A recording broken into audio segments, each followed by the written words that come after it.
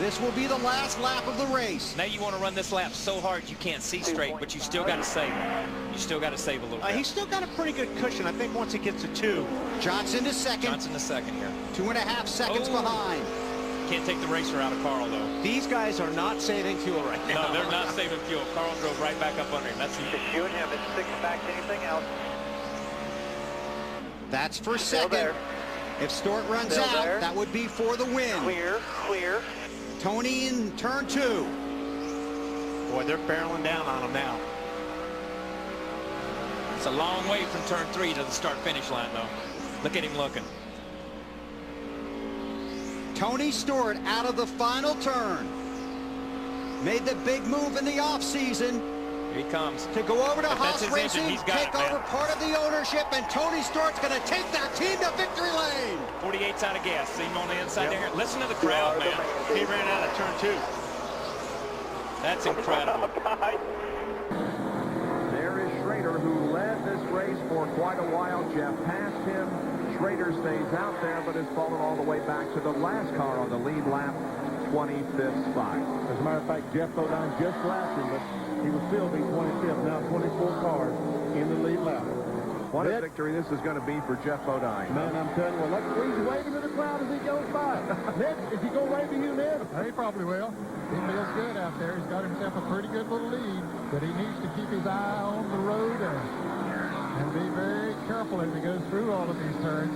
But he's got everything under control. Ned, I think we need to not only salute the driving ability of Jeff Bodine, but also the strategy that they played out in this race. That was just as much a factor as anything. Oh, it was the key factor. I don't think there's any question about that. That was a very, very smart move. The way they did it, stayed out there, and then made a green flag pit stop. Carlson came out, everybody else came in, and he was up towards the front. And as a result, he had the car to stay up front and heading towards you in victory. And here is Jeff Bodine coming off corner number 11 and getting the checkered flag. He wins the Bud of the Glen. Terry Labonte is second, followed by Mark Martin, Jeff Gordon, Bobby Labonte, and Dale Earnhardt. There were 6 cars on the lead lap. Rusty is still on the lead lap, but now in 6 spots. So yes, he is 1 behind Bill Elliott with 2 laps to go. And we wanted to mention about Benny Parsons' best finish of the 1988 season. He is running in 9th position, and there he is. Nice performance this afternoon by Benny Parsons. But all of the eyes here at Phoenix International Raceway are on the leader, Alan Kulwicki.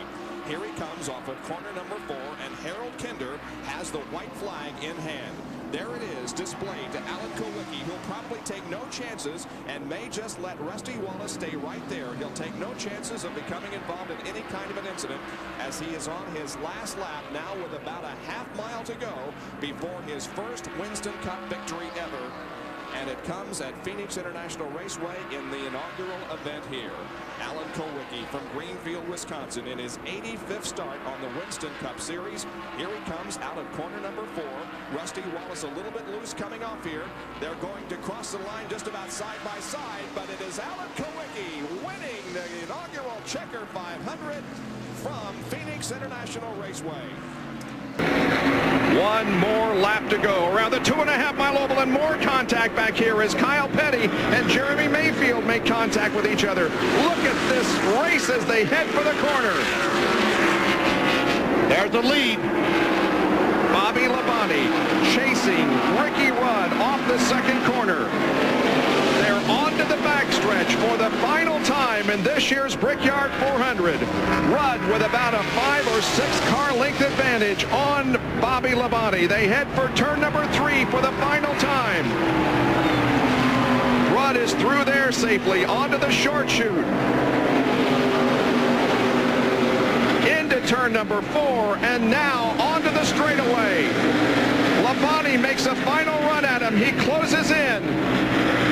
Will he make a move? He cannot do it. Ricky Rudd wins the 4th Brickyard 400 in Indianapolis. White flag is out. 1 more lap in the Miami 300. Gordon's lead would appear somewhat safe, but he can't afford a slip. Well, with Jay Sauter, with these slower cars, make a difference.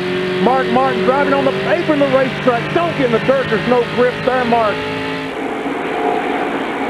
Half a lap to go. Jay Sauter's still up there. They go by wrong young. That's not a problem. Turn for the last time they're coming up. Martin trying to catch Gordon for a final victory if he can. Here they come off of turn number 4 to the checkered flag. He's not going to be able to do it. Jeff Gordon is going to win the Miami 300 over Mark Martin in both drivers' final event in the NASCAR Busch Series.